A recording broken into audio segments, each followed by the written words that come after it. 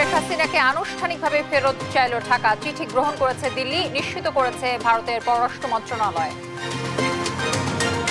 বাংলাদেশ থেকে $4 বিলিয়ন আত্মসাতের অভিযোগ, যুক্তরাজ্যে টিউলিপ সিদ্দিককে জিজ্ঞাসাবাদ। চাঁদপুরের মেঘনার জাহাজে মিলল 7 মরদেহ, আহত একজনকে হাসপাতালে ভর্তি। ডাকাতের হামলায় মৃত্যু বলছে পুলিশ। ভোটের জন্য রাজপথে নামবে জনগণ, হুঁশিয়ারি মির্জা ফখরুলের। ক্ষমতায় গেলে সব ধর্মের অধিকার নিশ্চিতের প্রত্যয়। কুমিল্লায় মুক্তিযোদ্ধা আব্দুল হাইকে হেনস্থার ঘটনায় প্রধান উপদেষ্টা নিন্দা, ঘটনা তদন্ত করে আইনি ব্যবস্থার নির্দেশ। এবং বিডিআর বিদ্রোহের ঘটনায় 7 সদস্যের তদন্ত কমিটি গঠন, প্রধান সাবেক মহাপরিচালক ফজলুর রহমান।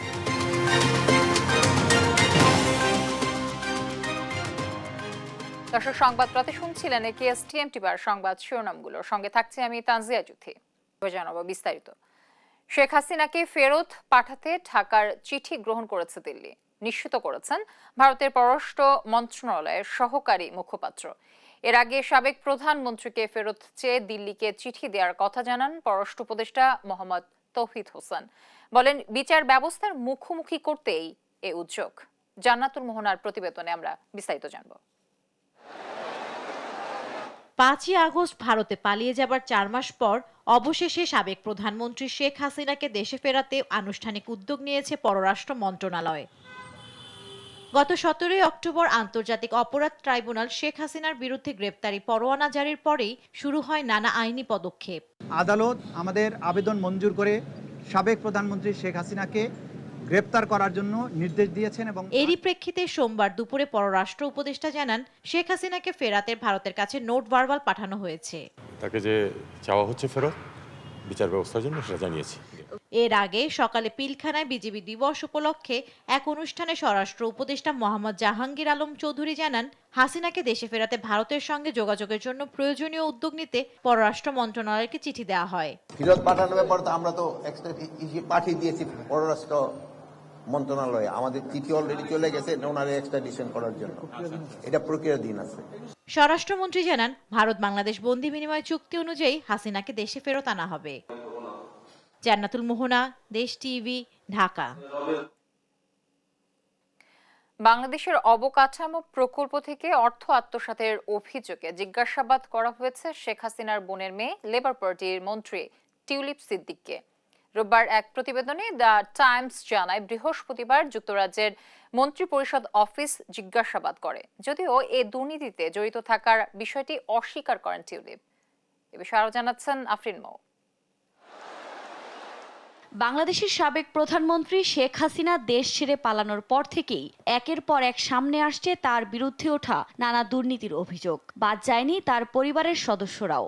এর মধ্যেই বাংলাদেশের অবকাঠামো প্রকল্প থেকে বিপুল পরিমাণ অর্থ আত্মসাতের অভিযোগের তদন্তে উঠে এসেছে শেখ রেহানার মেয়ে ও যুক্তরাজ্যের ক্ষমতাসীন লেবার পার্টির মন্ত্রী টিউলিপ সিদ্দিকের নামও। এই ঘটনায় আন্তর্জাতিক মহলে নানা গুঞ্জনের মধ্যে এবার টিউলিপকে জিজ্ঞাসাবাদ করেছে যুক্তরাজ্যের মন্ত্রিপরিষদ অফিসের ন্যায় ও নৈতিক দল। বৃহস্পতিবার জিজ্ঞাসাবাদ করা হলেও রোববার এক প্রতিবেদনে এ তথ্য নিশ্চিত করেছে ব্রিটিশ সংবাদ মাধ্যম দ্য টাইমস। প্রতিবেদনের তথ্য বলছে, tulip economic secretary to the treasury and city minister হিসেবে দায়িত্ব পালন করছেন। তার কাজ যুক্তরাজ্যের অর্থ বাজারের ভেতরের দুর্নীতি সামাল দেয়া। তবে এর মাঝেই 2013 সালে রাশিয়ার সাথে বাংলাদেশের পারমাণবিক শক্তি প্রকল্পের চুক্তির সময় নিজ পরিবারকে প্রায় $4 বিলিয়ন আত্মসাৎ করতে সহায়তা করেন টিউলিপ। যুক্তরাজ্যের ন্যায় ও নৈতিক দলের জিজ্ঞাসাবাদে দুর্নীতির অভিযোগ অস্বীকার করেন তিনি। তবে টিউলিপকে জিজ্ঞাসাবাদের বিষয়ে যুক্তরাজ্য সরকার বা টিউলিপের পক্ষ থেকে আনুষ্ঠানিকভাবে কিছুই জানানো হয়নি। তার বিরুদ্ধে অভিযোগ, 2013 সালে বাংলাদেশে পারমাণবিক বিদ্যুৎ কেন্দ্র রূপপুর নির্মাণে রাশিয়ার সাথে একটি চুক্তিতে মধ্যস্থতা করে প্রকল্পের ব্যয় বাড়িয়ে ধরতে সাহায্য করেন। আফরিন মৌ, নিউজ ডেস্ক, দেশ টিভি। চাঁদপুরের মেঘনায় থেমে থাকা জাহাজে মিলল 7 জনের মরদেহ। কিভাবে ঘটল এই হত্যাকাণ্ড আর তাদের পরিচয় নিয়েও চলছে চাঞ্চল্যকর। পুলিশের ধারণা, পূর্ব শত্রুতার জেরে ঘটতে পারে এমন হত্যাকাণ্ড। সহকর্মী শরীফ আহমেদের রিপোর্ট জানাচ্ছেন আপন অপু। মেঘনার মাঝখানে নোঙর করা জাহাজ আলবাকিরা। আলাদা আলাদা কেবিনে চাদর কম্বল দিয়ে ঢেকে রাখা কয়েকজনকে। মনে হচ্ছিল তারা ঘুমাচ্ছে। কাছে গিয়ে দেখা যায় তাদের মাথায় গুরুতর আঘাতের চিহ্ন। পরে উদ্ধার করা হয় 5 জনের মরদেহ। মুমূর্ষু অবস্থায় আরও 3 জনকে ভর্তি করা হয় চাঁদপুর সদর হাসপাতালে। সেখানে মারা যান আরও 2 জন। সব মিলিয়ে নদীতে ঝরল 7 জনের প্রাণ। এই রহস্যজনক মৃত্যু নিয়ে চাঞ্চল্য তৈরি হয়েছে চাঁদপুরে। এখানে একটা জাহাজ ঠেকা অবস্থায় আছে, এটা দেখে আমরা এখানে আসলাম যে হয়তো জাহাজ ঠেকছে। পরে বিএসএফে যোগাযোগ করে শোনা গেল যে ডাকাতি হয়েছে। প্রতিনিয়ত এই জিনিসটাগুলো হচ্ছে। এখানে এই জাহাজটা যখন ঠেকা তখন আমার ক্যাপ্টেন বিএসএফে 16 নম্বর চ্যানেলের ভিতরে জানতে পারলো যে জাহাজটা ডাকাতি হয়েছে এবং 8 জন স্টাফকে খুব হয়ে তারা হত্যা করছে। সোমবার দুপুরে 999-এ কল পেয়ে চাঁদপুরের হাইমচরের ঈশানবালা এলাকায় উদ্ধার কাজ চালায় নৌ পুলিশ ও কোস্টগার্ড সদস্যরা। জানা যায় সারবাহী জাহাজটি চট্টগ্রাম থেকে সিরাজগঞ্জের বাঘাবাড়ি যাচ্ছিল। চাঁদপুর অঞ্চলের নৌ পুলিশ সুপার জানান, পণ্যবাহী নৌযানটিতে থাকা ব্যক্তিদের দেশীয় অস্ত্র দিয়ে আঘাত করে হত্যা করা হয়। সন্দেহ শত্রুতা থেকে ঘটতে পারে এমন হত্যাকাণ্ড। প্রত্যেকটা রুমে রুমে মৃতদেহগুলো পেয়েছি। ঘুমন্ত অবস্থায় মারা হয়েছে এরকম মনে হয়েছে। এটা পূর্ব শত্রুতা বা এইরকম একটা কিছু হতে পারে বা অন্য কোনো কারণ থাকতে পারে, যেটা তদন্তের সাপেক্ষে বের হয়ে আসবে। এই ঘটনায় এখনো থমথমে চাঁদপুর। প্রক্রিয়াধীন আইনি ব্যবস্থা। দেখেন, আমাদের এখানে নিয়মিত টহল চলে আর কি, আমাদের কোস্টগার্ডেরও চলে, আমাদের নৌ পুলিশেরও চলে। তবে আজকের এই ঘটনা পরে আমরা বিশ্বাস করি, আমরা মনে করি যে এখানে যে নিরাপত্তা যেটা আছে সেটাকে আরো বাড়াতে হবে। নিউজ ডেস্ক, দেশ টিভি। পরিবর্তন ও সংস্কার চাইলে আবারও 5 অগস্টের মতো ঐক্যবদ্ধ হয়ে রাস্তায় নামতে হবে বলে মন্তব্য করেছেন বিএনপির মহাসচিব মির্জা ফখরুল ইসলাম আলমগীর। ভোটের অধিকার, ভাতের অধিকার ও ন্যায় বিচারের জন্য নেতাকর্মী সহ সাধারণ মানুষকে মাঠে নামারও আহ্বান জানান তিনি। সোমবার ঠাকুরগাঁওয়ে বিএনপির জনসভায় তিনি কথা বলেন। শেখ হাসিনা ভারতে বসে ষড়যন্ত্র করছে বলে অভিযোগ করেন মির্জা ফখরুল। সহকর্মী শাকিল আহমেদের রিপোর্ট, জানাচ্ছেন আপন অপু। ঠাকুরগাঁওয়ের শিবগঞ্জ ডিগ্রি কলেজ মাঠ। সোমবার সকাল থেকেই জড়ো হতে থাকেন বিএনপি নেতাকর্মীরা। একে একে আসতে থাকে মিছিল। প্রিয় দলের নির্বাচনী প্রতীক ধানের শীষে অনেকেই রাঙান নিজেকে। দুপুর নাগাদ বাড়ে নেতাকর্মীদের ঢল। জনসভা মাঠ রূপ নেয় মহাসমাবেশে। বক্তব্য রাখেন দলের মহাসচিব মির্জা ফখরুল ইসলাম আলমগীর। বলেন, পরিবর্তন আর সংস্কার চাইলে আবারও 5ই আগস্টের মতো ঐক্যবদ্ধ হয়ে রাস্তায় নামতে হবে। ভোটের অধিকার, ভাতের অধিকার ও ন্যায় বিচারের জন্য নেতাকর্মী সহ সাধারণ মানুষকে মাঠে নামারও আহ্বান জানান তিনি। 5ই আগস্ট সবাই মিলে রাস্তায় নামছিলেন, তাহলে আবারও সেই মতো ঐক্যবদ্ধ হয়ে রাস্তায় নামতে হবে। রাস্তায় নামতে গিয়ে অধিকার আদায়ের জন্য, ভোটের অধিকার আদায়ের জন্য, ভাতের অধিকার চাওয়ার জন্য এবং ন্যায় বিচার পাওয়ার জন্য, সামাজিক মর্যাদা পাওয়ার জন্য। এ সময় দায়িত্বশীল ব্যক্তিদের উত্তেজনাপূর্ণ ও বিভ্রান্তিকর বক্তব্য দেয়া থেকে বিরত থাকারও আহ্বান জানান তিনি। কিছু কিছু মানুষ এখন বিভিন্ন রকম কথা বলতেছে, এই কথাগুলো বলা বন্ধ করেন। বিশেষ করে যারা দায়িত্বশীল জায়গায় আছেন তারা ভুল কথা বলে, উত্তেজনামূলক কথা বলে, বিভ্রান্তি ছড়ায়, দেশের মানুষকে আর বিভ্রান্তি। বিএনপি মহাসচিব বলেন, এদেশে সবাই একে অপরের সঙ্গে মিলেমিশে থাকে, কোনো সাম্প্রদায়িকতা নেই। শেখ হাসিনা ভারতে বসে ষড়যন্ত্র করছে জানিয়ে মির্জা ফখরুল বলেন, সবাইকে সজাগ থাকতে হবে। নিউজ ডেস্ক, দেশ টিভি। যৌক্তিক সময়ের মধ্যে নির্বাচনের আভাস দেখছে না রাজনৈতিক দলগুলো বলে মন্তব্য করেছেন বিএনপির স্থায়ী কমিটির সদস্য আমির খসরু মাহমুদ চৌধুরী। সোমবার বিকেলে রাজধানী গুলশানে বিএনপি চেয়ারপারসনের কার্যালয়ে লিয়াজু কমিটির জাতীয়তাবাদী গণতান্ত্রিক আন্দোলন ও গণ অধিকার পরিষদের বৈঠক শেষে কথা বলেন তিনি। এ সময় তিনি বলেন, সংস্কার কমিশন প্রধানরা যেহেতু জনগণের নির্বাচিত প্রতিনিধি নয়, তাই তাদের দেয়া বক্তব্য আমলে নিচ্ছে না বিএনপি। বৈঠক শেষে জাতীয়তাবাদী গণতান্ত্রিক আন্দোলন এনডিএম এর চেয়ারম্যান ববি হাজ্জাজ জানান, নির্বাচনের সময় ক্ষেপণের কোনো প্রয়োজনীয়তা নেই। এখনই প্রয়োজন কি উপায়ে কোন সময়ের মধ্যে নির্বাচন হবে তার রোডম্যাপ প্রদান করা। এদিকে গণ অধিকার পরিষদের সদস্য সচিব ফারুক হোসেন জানান, দ্রুত নির্বাচন দিতে অন্তর্বর্তী সরকারকে সহযোগিতা করবে রাজনৈতিক দলগুলো।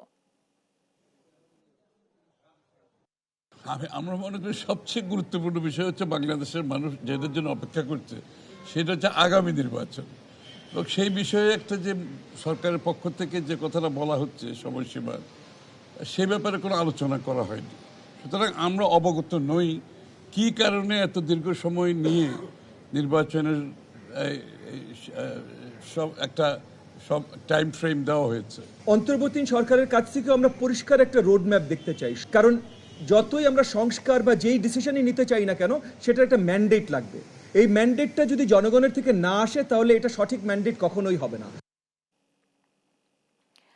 জাতীয় নির্বাচনে যাওয়ার আগে সংস্কারের বিষয়ে জনমত তৈরি করতে হবে, যাতে এ করে আর কোনোদিন স্বৈরাচার ফিরে না আসে। যে দেশের নাগরিকরা সচেতন সে দেশে কোনো অন্যায় হয় না। তাই সবার আগে যে কোনো অন্যায়ের বিরুদ্ধে দেশের নাগরিকদের সোচ্চার হতে হবে বলেও জানিয়েছেন সুজন সম্পাদক ও নির্বাচন সংস্কার কমিশন প্রধান বদিউল আলম মজুমদার। দেশের মানুষকে নির্বাচনমুখী করতে চলছে নানামুখী উদ্যোগ। লক্ষ্য সবার অংশগ্রহণে হবে উৎসবের ভোট। অতীতের নির্বাচনে রাজনৈতিক দলগুলো ইভিএম নামের কালো বাক্সের মাধ্যমে জালিয়াতি করেছে বলে অভিযোগ বিশ্লেষকদের। সোমবার রাজধানীর সেগুনবাগিচার ঢাকা রিপোর্টার্স ইউনিটিতে সুশাসনের জন্য নাগরিক সুজনের গোলটেবিল বৈঠকে এ কথা বলেন বক্তারা। জনমত সৃষ্টির মধ্য দিয়ে সংস্কারের প্রশ্নে নাগরিকদের সচেতন ও সোচ্চার রাখতে হবে। এ সময় ঘূর্ণায়মান পদ্ধতিতে নারীদের জন্য 1/3 আসন সংরক্ষণ, ইউনিয়ন পরিষদ ও পৌরসভার ওয়ার্ডসমূহ জনসংখ্যার ভিত্তিতে নির্ধারণ সহ আরও কিছু প্রস্তাবনা পেশ করে স্থানীয় সরকার সংস্কার কমিশন। 8টা বিষয় উল্লেখ করা হয়েছে। এই 8টা বিষয় নিয়ে এই কমিশন কিন্তু সিরিয়াসলি আলোচনা করছে এবং অলরেডি কতগুলো বিষয়ে যে বিভিন্ন জায়গায় শেয়ারিং হয়েছে, যে মতামত পাওয়া গেছে, তাতেও কিন্তু এগুলোর প্রতি জোরালো সমর্থন আছে।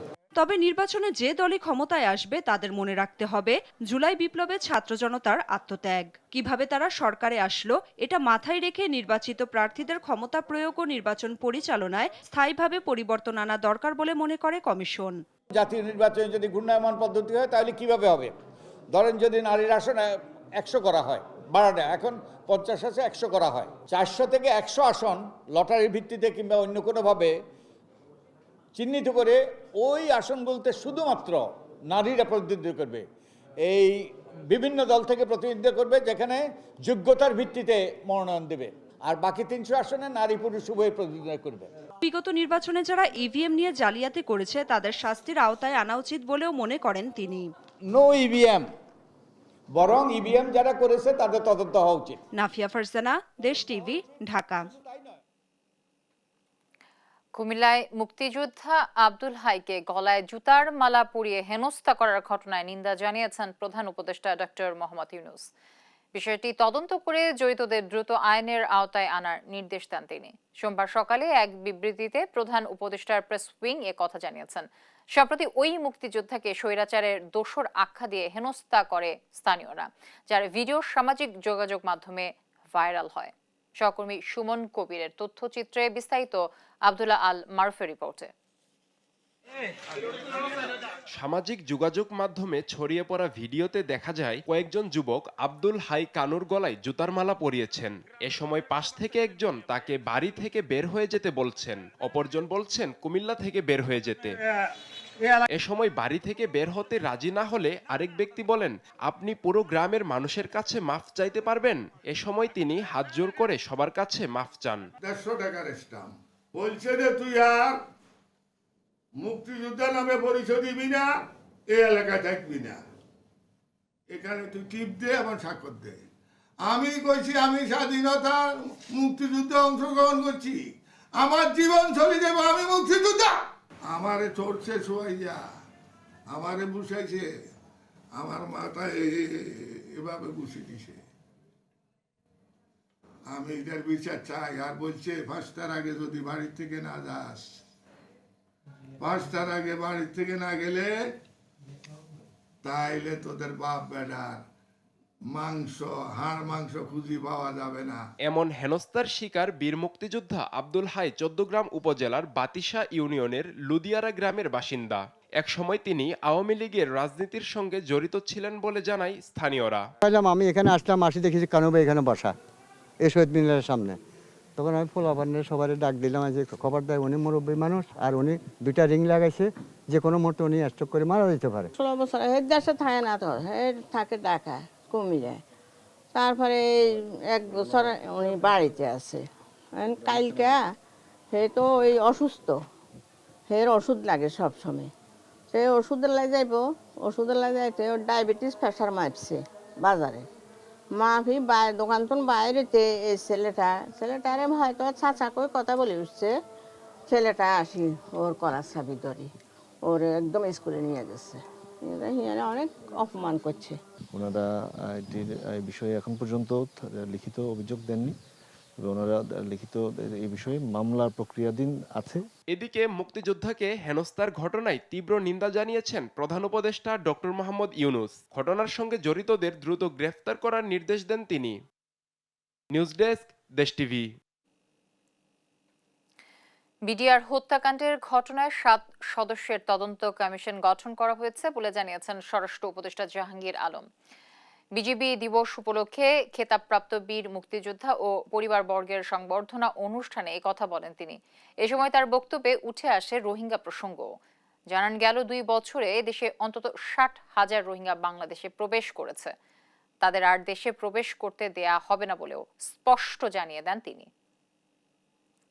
আপনারা যেটার জন্য সব সময় চেয়েছেন যে বিডিআর ইসের একটা পুরনো একটা কমিশন করার জন্য, এই কমিশনটা আমাদের মাননীয় প্রধান উপদেষ্টা উনি সিগনেচার করে দিয়েছেন, গতকাল রাত্রি উনি সিগনেচার করে দিয়েছেন। এবং এই আমাদের এই কমিটির সদস্য সংখ্যা হবে হলো 7 জন। আমরা রোহিঙ্গাদের কোনো অবস্থায় প্রবেশ করতে দিব না। তারপরেও যারা ওই যে আপনি একটা বললেন সংখ্যা ঘুরে গেলে, ওইটা হয়তো মানবিক দিক বিবেচনা করে আমরা হয়তো তাদের, যেহেতু ওই এলাকায় যুদ্ধ হচ্ছে, তাকে পাঠানো যায় নাই, বাট আমরা ম্যাক্সিমামে কিন্তু পাঠাই দিচ্ছি। আপনারা দেখছেন সংবাদ রাত। সাবেক মন্ত্রী অ্যাডভোকেট কামরুল ইসলাম ও প্রতিমন্ত্রী মহিবুর রহমানের সন্দেহজনক লেনদেনের প্রেক্ষিতে মামলা করেছে দুর্নীতি দমন কমিশন। এছাড়া সাবেক সংসদ সদস্য জান্নাত আরা হেনরি ও তার স্বামীর বিরুদ্ধে 2,300 কোটি টাকার সন্দেহজনক লেনদেনের প্রাথমিক সত্যতা পাওয়ায় মামলা করেছে কমিশন। ফজলা আদিত্যের প্রতিবেদন। দুর্নীতি দমন কমিশনের প্রধান কার্যালয়ে সাবেক এমপি ও মন্ত্রীদের দুর্নীতির ফিরিস্তি তুলে ধরতে গণমাধ্যমের মুখোমুখি হন সংস্থাটির মহাপরিচালক মোহাম্মদ আক্তার হোসেন। সিরাজগঞ্জ 2 আসনের সাবেক এমপি জান্নাত আরা হেনরি ও তার স্বামী শামীম তালুকদারের বিরুদ্ধে জ্ঞাত আয় বহির্ভূত সম্পদ অর্জন ও ব্যাংকে প্রায় 2,300 কোটি টাকার সন্দেহজনক লেনদেনের অভিযোগে মামলা করে দুদক।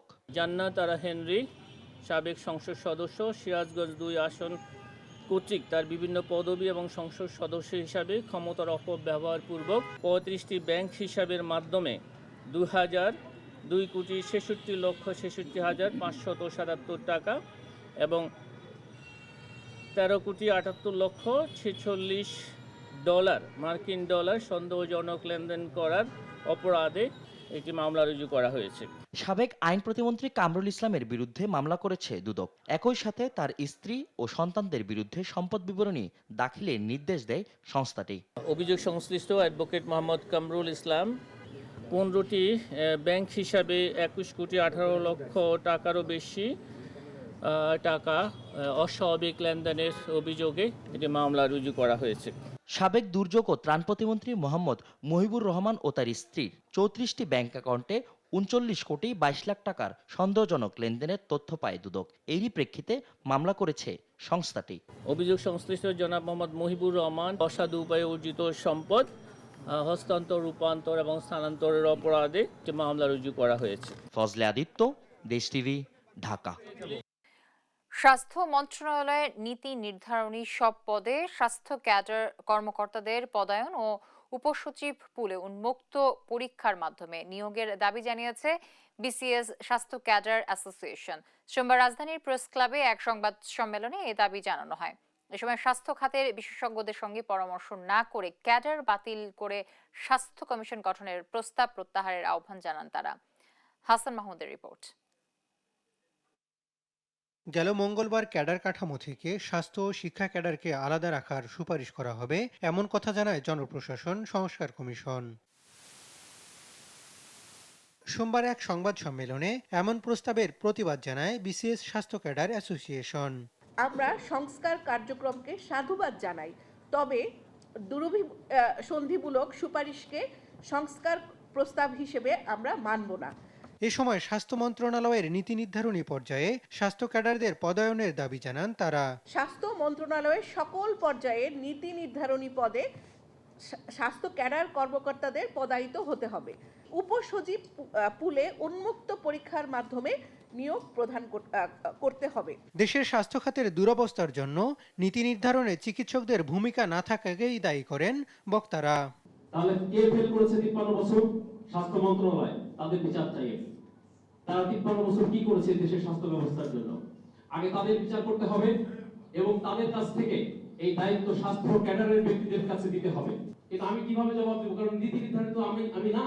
সুতরাং আমাদের এই জন্যই কোয়ারি হচ্ছে, যে সেক্টরের ব্যক্তি সেই সেক্টরের ব্যক্তিকে তার নীতি নির্ধারণের দায়িত্ব দিতে হবে।